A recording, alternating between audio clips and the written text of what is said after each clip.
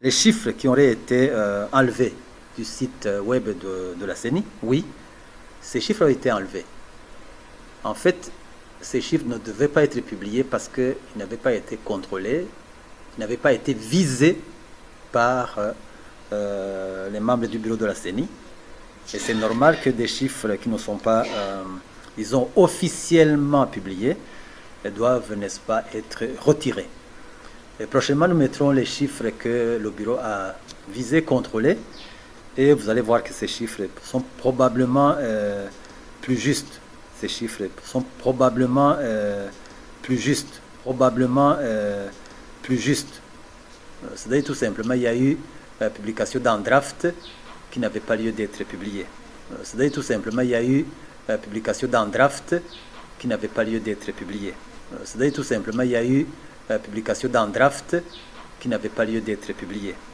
C'est-à-dire tout simplement, il y a eu publication d'un draft qui n'avait pas lieu d'être publié. tubanze tubashimire ku gikorwa mwakoze mwagishoje neza mwarakoze birashimwa kandi ibintu bigenda neza nta matati nta mahane yahabaye byiza cyane biboneke neza yuko iyo mwakiranguranye n'umutima mwiza turiyo bashimiye Dr. Kazihise nawe najwi yaronse najwi yashoboye kuronka hariho abatashoboye kugira icyo bavuga byabaye mbega abstention zibiri nabyo bikaba bihuye na rimwe n'ibice bitandatu ku ijana. Ngivyo rero uko byagenze no kuvuga rero yuko Ambassadeur Engineer Selemani Mosi ariwe yemerewe uno munsi kuzosubirira nyakwigendera yitavye Imana. Tukaba rero hano twoshobora kumuha amashi kuko n'ibintu bidasanzwe. Ishure ry'abarundi bose ni ishure ribategurira guca bugufi, guhariranira, gusubiza hamwe iterambere hamwe no kuroranirwa. Tubandanye urugendo maze tugaruze umunezero Satani yatunyaze. Ku batari bamwibuka, ubu ni Dr. Pierre Claver Kazihise yahoze atwara umugwi ujejwe gukurikirana amatora CENI aho hari mu mwaka w'2020. Uwo mugabo yaridogewe n'abarundi igihe haba amatora kuko ayo matora yibonekejemwo ibinenge bidasanzwe. Abarundi bamwibukira ko cane nuko hari hashikirijwe ibitigiri kanaka ku rubuga rwa CENI, ariko ivyo bitigiri vyamaze ko umwanya urume rumara. Ivyo bitigiri bimaze gukurwa ko abantu bagira amakenga menshi, baragira bati aha ibi ni ibimenyetso vy'uko amatora yibwe. Mugabo rero utanga aca arisigura avuga ati hariho ibitigiri vyari vyashizwe ku rubuga ariko ntivyari biteguye neza, yari draft. Ni nkuko yagombye kuvuga yuko yari brouillon. Voilà, vyari kuri brouillon, hanyuma baca babifuta ati rero tuzobazanira ibindi kiso probablement plus juste. Concernant, n'est-ce pas, les chiffres qui auraient été enlevés du site web de la CENI, oui, ces chiffres ont été enlevés. Ati kuvyerekeye ibitigiri vyari vyashizwe ku rubuga rwa CENI, ego nivyo ivyo bitigiri vyarakuweko. En fait, ces chiffres ne devaient pas être publiés parce qu'ils n'avaient pas été contrôlés, ils n'avaient pas été visés par les membres du bureau de la CENI. Ati ivyo bitigiri ntivyategerezwa kujako kuko ntivyari vyakontrowe na CENI. Et c'est normal que des chiffres qui ne sont pas, disons, officiellement publiés, doivent, n'est-ce pas, être retirés. Ati rero ivyo bitigiri vyashizweko mu buryo butazwi vyategerezwa gukurwako. Et prochainement, nous mettrons les chiffres que le bureau a visés, contrôlés, et vous allez voir que ces chiffres sont probablement plus justes. ati vuba tuzoshirako ibindi bitigiri kandi muzobona yuko bisa n'ibimeze neza. Voilà. Kumbure vyo bizoba bimeze neza. Voilà. Umva yuko harimwo akantu ka probabilité.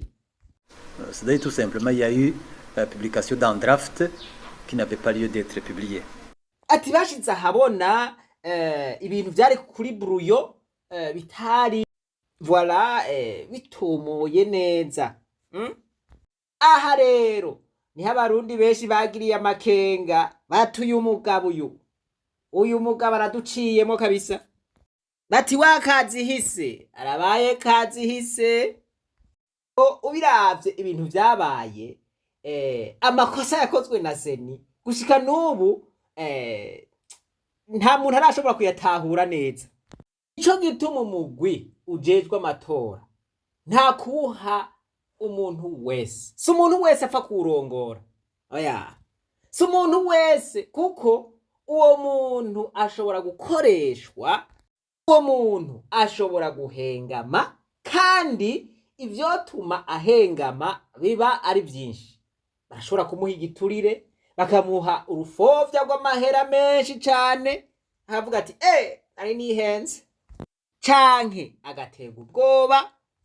Ico gituma umuntu atwara umugwi seni aba ari umuntu w'indyamunyu, umuntu adatega ubwoba, umuntu w'umwizigirwa, umuntu agira ati jewe n'ugupfa nopfa hako mvuga ibinyoma canke hako mpindukiza ivyari ikinyoma bikaba ukuri. N'ubu rero Petero Karaveri kazihise. Nuko rero wampaye inka, ubu rero wa Karaveri kazihise ati ubu naho rero jewe ngomba nywanisha abarundi, ati ngomba ndabafashe gusubiza hamwe no kurekuriranira. Voilà. Ati jewe mfise experience ikomeye, ati muramaze kuyibona. Azanye poroje wa mayinka imbere y'inama nshingamateka. Nuko umukuru w'inama nshingamateka mu kumwakira abanza aramushimira, ati turagushimiye cyane kubona watunganije amatora neza, nta bintu bibi vyabaye, vraiment wavyigenjejemwo neza cyane. Ati uri umuntu w'umushinga ntahe ngaho, uri umuntu w'ijambo ngaho. Turabahaye ikaze nyakubahwa Dr. Kazihise Pierre Claver, mwebwe dusanzwe turabazi kuko mwahora murongoye umugwi nawo w'igihugu warujejwe amatora. Tubanze tubashimire ko igikorwa mwakoze mwagishoje neza, mwarakoze birashimwa kandi ibintu bigenda neza, nta matati nta mahane yahabaye. Byiza cyane biboneke neza yuko iyo mwakiranguranye n'umutima mwiza, turiyo bashimiye. Voilà, ati igikorwa mwakiranguranye umutima mwiza, umutima wo gukunda igihugu, nta matati yabaye, mwaritanze, vraiment turabibashimiye. Namwe yuko yari yagerageje gusosereza kugira ngo banyakubahwa abashinga amateka bamuhunda amajwi. Arabandanya rero agira ati wazanye poroje, nuyishikirize rero kugira ngo turabe yuko woshobora kuronka amajwi yo kuja muri ico kibanza. Uno munsi rero mwari mwaje umutima w'ukunda igihugu muvuga muti na jewe noshobora gufasha. Rero nanyereka uriya murwi murawukirikira murawuzi, twagira gusa tubabaze tuti hayo muvuga muti harya ndahageze hariho ico notanga intererano, notanga ivyiyumviro y'ibikorwa kugira ngo ibintu bigende neza kure cyangwa kugira ibintu binyaruke, ibintu nka bene ivyo. Ijambo rero ni ryanyu. Murakoze cyane nyine iteka murongoye inama nshingamateka Amerika murakoze kuba mwahereye kudushimira kuba twakoze ivyo biranezera kuko umuntu agira ati koreye abashima biratera intege cyane murakoze rero cyane mwagize neza kuvyerekeye igituma ndoba naratanze izina ryanje mushobore kuja mu mugwi ujejwe kurondera ukuri kunywanisha abarundi icyambere ko coco nuko ndi umurundi afise icyumviro gikuru cyuko abarundi n'uburundi vyoronka amahoro arama icyumviro sicubu gusa ni icyumviro cavutse muri jewe kuva haraheze imyaka catumye dushinga amashirahamwe irya mbere ryashinzwe ari mu 1998 irya kabiri risubirira kubera yuko hari hamwe hari hanze y'igihugu ahandi hari ngaha mu gihugu rishingwa mu mwaka wa 2009 intumbero y'iryo shirahamwe rero niryo kugira ngo dufashe dutange intererano kugira amahoro arama aboneke mu gihugu twashe dutanga ibikorwa rero turiha imbono turiha ihangiro kugira ngo dushobore kubishikako twarashoboye rero gukora ibintu bitari bike kandi twibaza yuko ikigo c'umurwi uje kurondera ukuri no kunywanisha abarundi kiri muri iyo ntumbero yo kurondera amahoro ku barundi bose kuko turazi yuko mu kurondera amahoro harakenewe yuko abantu bavuga uko ibintu byose byagenze kuko nanone havuga yuko habaye ihohoterwa ry'agateakazi na muntu ngira ngo turazi twese yuko umuntu agateka kiwe ari ntavogerwa yaba uwukiriho canke watambutse aha rero uyu murwi uje kumenya ukuri no kunywanisha abarundi ni ukugira ngo urabe ibyabaye maze umaze kubimenya utange intumbero z'ingene ibyo bintu bitosubira hanyuma abarundi babane mu mahoro muravuze muti mbega akarusho muzana n'akahe bwa mbere icyo novuga ni uko hariho ishaka jewe ku bwanyu ndafise ishaka rikwiye kugira ngo iyo murwi ico washinzwe ushobore kugishikako bwa kabiri ndavye ivyo maze gushikako bitari bike nibaza ko mfise ubushobozi bwo kugira ngo nterere bikwiye mu bikorwa byose byoba bihari mugabo ndazi yuko ni igikorwa c'umugwi ntegerezwa rero gushira hamwe n'abandi bose gutanga ivyiyumviro kuja inama n'ingingo mu bikorwa kugira ngo igikorwa kizima gishobore kuboneka rero muri make novuga nti nipfuje kuja muri uwo mugwi kugira ngo intererano yanje ndayitange kandi iyo ntererano ndayifise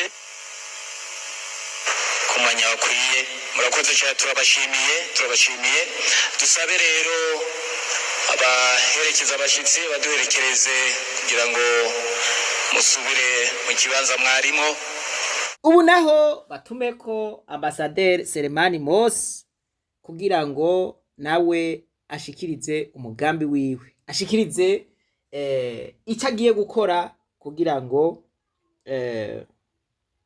bamwizere yerekana icyo agiye gukora hanyuma arabe yuko abashinga amateka bamwizera. Ngaha mugomba murabe akantu kataryoshe, akantu kabishe mu Barundi, n'uwo bakabwiye urabona yuko yagize amasoni aramaramara, eka n'uwo akavuze muraza kumva yuko yagize lodute canke yagize amakenga mu gukoresha iryo jambo. Yavuze ngo uyu Selemani ngo ari mu bwoko bw'abahutu, ngo ntituzi yuko ngo ubwoko buriho canke ari ethnicité. Bo ngo okay, muravyumviriza. Turabahaye ikaze nyakubahwa Ambassadeur Selemani Mosi. Ndabona ubwoko muri rero si ubwoko, siko umuntu yabivuga, sinzi ko umuntu yavuga si ubwoko, ni ikindi kintu. Murumva iki kintu kayemu? Si ubwoko, urumva ntagira ubwoko, si etini, n'ikindi kintu. Ico kintu ntikiratora izina gushika n'ubu. Urumva ukuntu tugendera mu ibintu tuguma twishira mu bintu bigoye, kandi ukuri tukubona, ukuri tukuzi twebwe Abarundi. Ndabira Selemani Mosi ingene yaciye amererwa, nawe nyene yarabuze ingene yifata, aramaramara. Mu ndabira ingene yaciye amera. Sinaberetse video mugabo iyi niyo foto, uku niko yaciye amererwa, arabura ingene yifata. Voilà, raba ukuntu twama twimaramaza twebwe Abarundi. None ibintu bitumaramaza uku, je narababajije nti ibi bintu twokubahuka dushitse imbere y'Imana tukabivuga, Imana itubajije iti wowe urumuki, aho kuvuga ngo uri Umurundi ugaca uvuga ngo je ndi Umuhutu, ugaca uvuga ngo Mana je ndi Umututsi, ivyo ari byo byose wowe bivuga uri kuramaramara nk'uko, Imana yoca ikubaza iti none kuvuze yuko uri Umuhutu canke uri Umututsi, ico kikumaramaza ni giki? Voilà, nico gituma nama ndababwira nti ibi bintu vy'ubwoko tubihebe bagabo, ibi bintu vy'ubwoko butariho, ibintu vy'ubwoko twambitswe ibintu vy'amoko y'amomekerano, mugani w'umuhisi Petero Nkurunziza. Ibi bintu turakwiye kubiheba. Murabona ingene bimaramaza, murabona ingene biteye isoni. Ndababajije ibintu nk'ibi, Imana ikubajije iti wewe urumuki, wovuga uti uri Umuhutu, uri Umututsi, canke wovuga uti je ndi Umurundi. Voilà, kuma twishira mu bintu bitugora kuvuga, ibintu bitumaramaza, ibintu biteye isoni. Voilà, je nico gituma ndababwiye nti no, ayi bintu dutegerezwa kubiheba bagabo. Unyise Umurundi birakwiye, birahagije, kandi ndumva ndabinezererewe, ndumva ndi fier. Okay, uyu n'Umurundi, kandi nanjye ndumva yuko nohagarara imbere y'Imana havuga nti jewe ndi Umurundi. Ego ibindi navyo, ibi bintu bimaramazanye uku, je ntimundondere. Biyumvira uri umuntu w'umukozi w'Imana, ukaza ngaha imbere y'abashinga amateka bati mbega wowe urumuki, ngo jewe ndi Umuhutu canke ngo je ndi Umututsi. Ivyo bintu uvuze wewe wobisigura, wokwemeza yuko n'imbere y'Imana wobisigura uko nyene. Aha rero tuhitondere. Navuze nti harakwiye kubaho generation y'amaraso mashasha afutanganya ibi bintu bikavaho. Aka nakamaramaza. Aha rero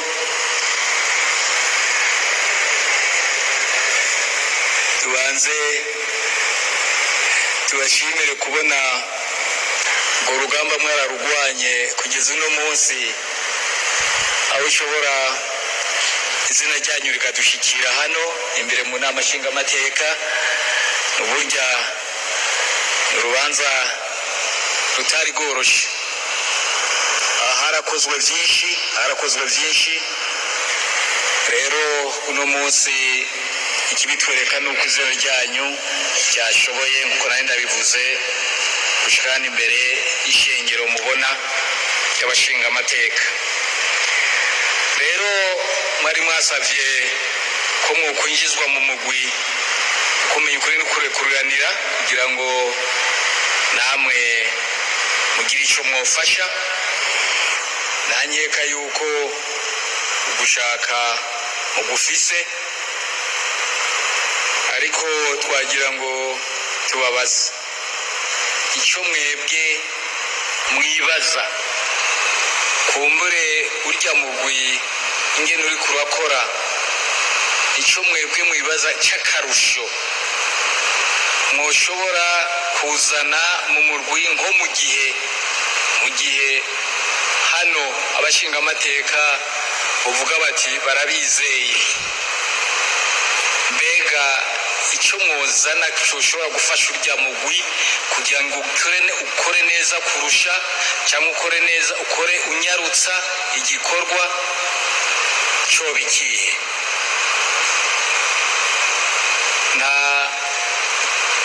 Si n'ibintu kumuri umuntu ngo uvuga ngo nibyo kwandika ku rupapuro.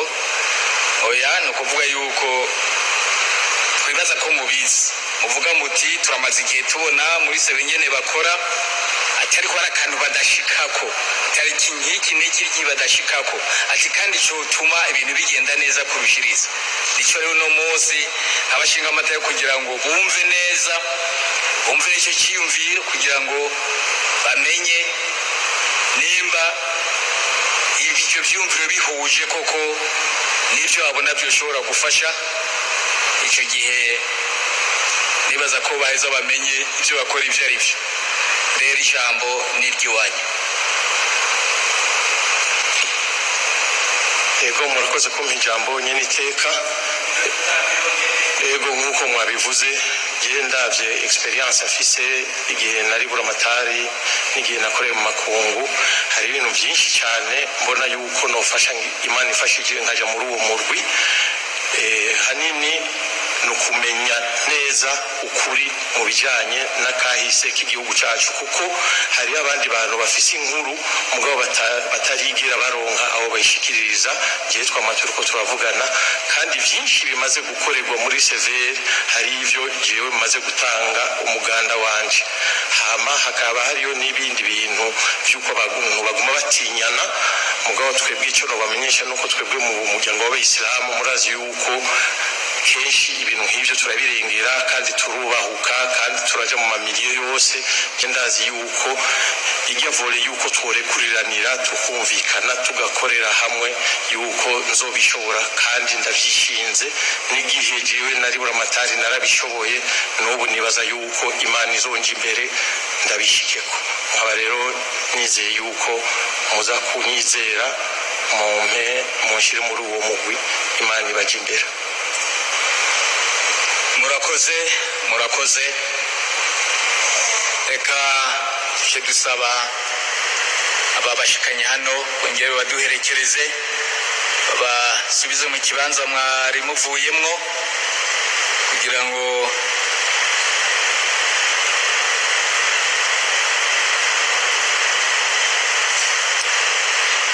mube muraruhuka gatoya. Ijambo rero niryo nyakubahwa El Haji.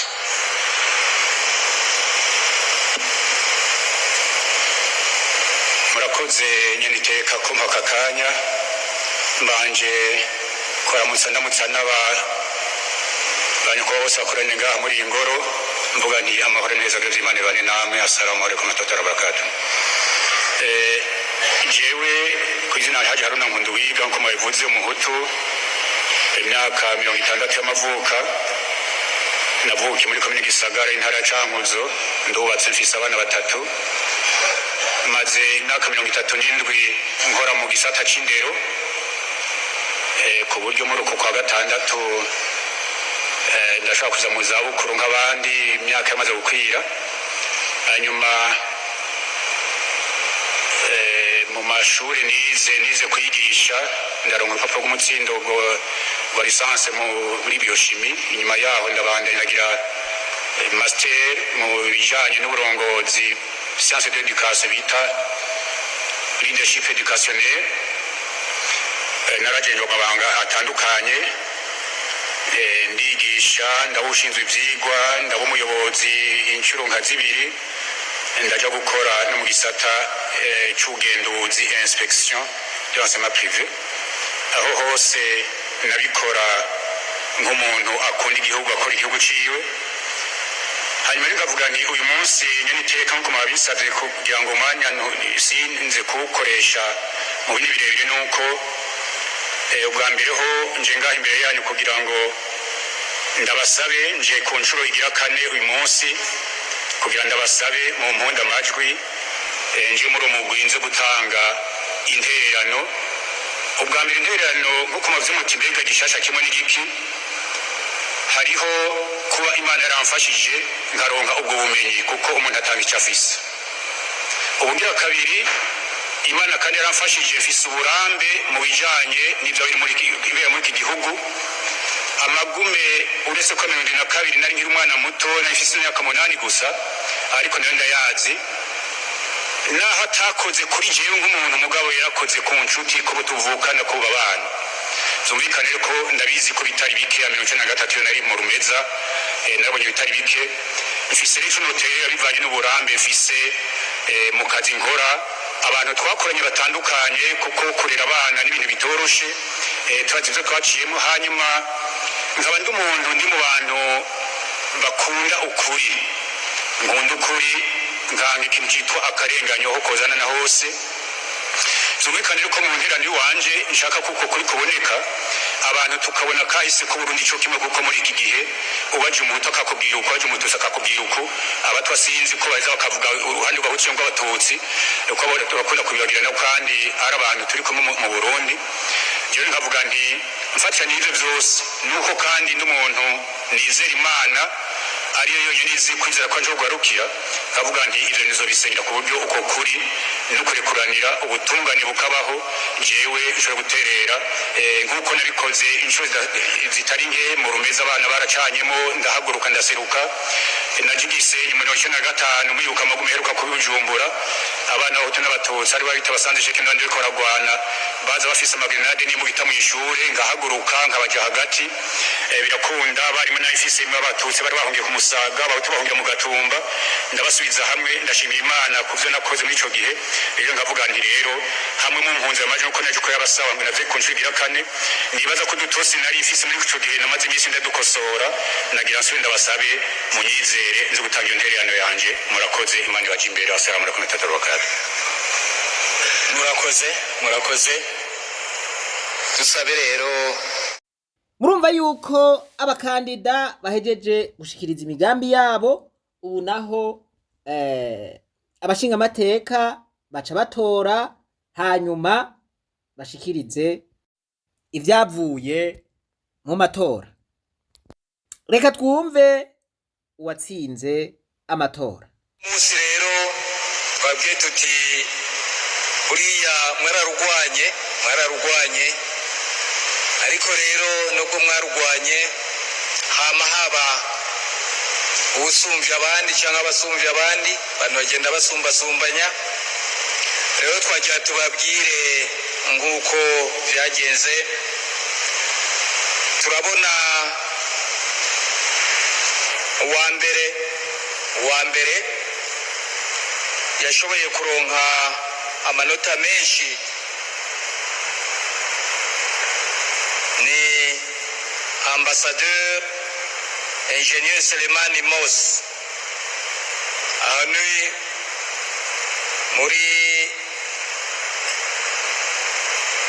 muri examen, mu kizamini mwagiye mucamwo, bagiye babacishamwo n'amankete yagiye ababako, ku buryo rero uwa mbere yabaye Ambassadeur Selemani Mosi, akaba yari yaronse ibice 91%.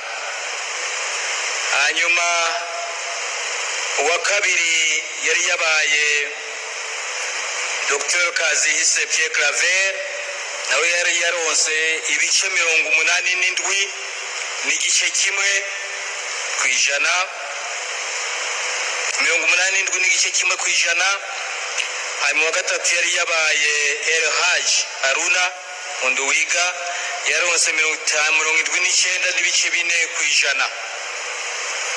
Uno munsi rero tumaze kubakijana imbere y'abashinga amateka, hanyuma mukisigura mukatubwira nibyo mwoshobora gukora bishobora gutuma abashinga amateka babizera bakahunda amajwi. Ibyo byabaye. Ubu rero nk'uko mubibona aha hano hambavu ku kibaho aho amatora agiye abera, nuko uwa mbere yabaye Ambassadeur Engineer Selemani Mosi, akaba yatowe n'abashinga amateka 86, bakaza kuvamwo abo 86 bakaza noneho gukwiza 72.2%. Uwa kabiri akaba yabaye Elhaj Haruna Nkunduwiga, yatowe n'abashinga amateka 31, bikaba nabo byakwije ibice 22, bakaba byakwije 26 n'ibice ubusa 5%. Hanyuma Dr. Kazihise nawe najwi yaronse, najwi yashoboye kuronka. Hariho abatashoboye kugira icyo bavuga, byabaye mbega abstention 2, nabyo bikaba bihuye na 1.6%. Ngivyo rero uko byagenze, no kuvuga rero yuko Ambassadeur Engineer Selemani Mosi ariwe yemerewe uno munsi kuzosubirira nyakwigendera yitavye Imana. Tukaba rero hano twoshobora kumuha amashi kuko n'ibintu bidasanzwe.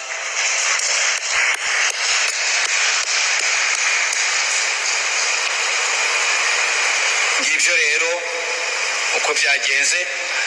Hanyuma ubwo birafise ahandi bibandaniriza. Ubwo uyu Ambassadeur Selemani Mosi Pierre Karaveri Kazihise, murumvise ingene vyamugendeye gushika yaho aronka ubusa. N'umukuru w'inama nshinga amateka wenyene ntiyamutoye, kandi yariko aramushimira ko yakoze ibikorwa bikora inka. Kenshi na kenshi rero uko abarundi bakunda kuvuga, guheza guhemuka ibigori bikera. Uko Pierre Karavera Kazihise yakoreye umugambi uri ku butegetsi akawushikanaho uri kino gihe, eka bakaba bamutera amashugwe, bakaba bavuga yuko yakoze ibikora inka, yateguye amatora neza. Nibaza yuko ubu bwari uburyarya, ubu n'uburyarya bukomeye, kuko atari uburyarya yarafise amahirwe menshi yo gutorwa, kuko yoboneka ko ari umuntu w'umushinga ntahe, umuntu yakoreye igihugu, umuntu yakoze ibikora inka koko. Ariko ni nkuko bariko bamwereka ibinoko, uko bivugwa arashobora kuba yarakoreshejwe. Iyo kenshi na kenshi rero ukoreshejwe n'umugambwe CNDD-FDD biherera ngaho,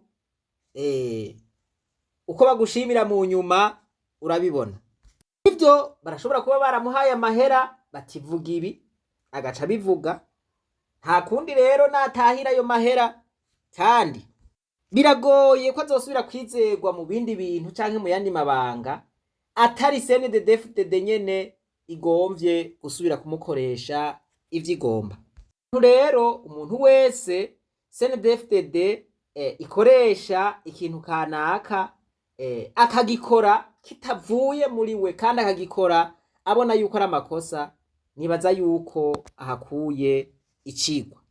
Nkubusa uri umuntu w'umugabo yavugangwa n'abo bantu nyene ko uri umuntu w'umushinga ntahe mugabo ntibaguhe n'inota na rimwe, ico kintu ni ikintu giteye amakenga gose. Urumva yuko nawe vyokubabaza kabisa, wogira uti ba bantu bameze uko. Imana nibahezagire mwese, reka twibananirize rwa rugendo rwacu maze tugaruze umunezero Satani yatunyaze. Umuntu atarashika mu ishure ry'abarundi bose turamuhaye kaze. Nkuko nabivuze, amatora akwiye guhagararirwa n'umuntu w'umushinga ntahe atari n'iryo. Umuntu w'umushinga ntahe abushitse, umuntu w'umushinga ntahe atarya igiturire, umuntu w'umushinga ntahe agira ati jewe no gupfira igihugu ndagipfira, hako nza kuvuga ibitari byo canke nkoreshwa ibitari byo. Abo bashinga ntahe rero nabo bariho, igihugu c'u Burundi kiracabafise. Abantu nkamwe naba uku niko bahembwa.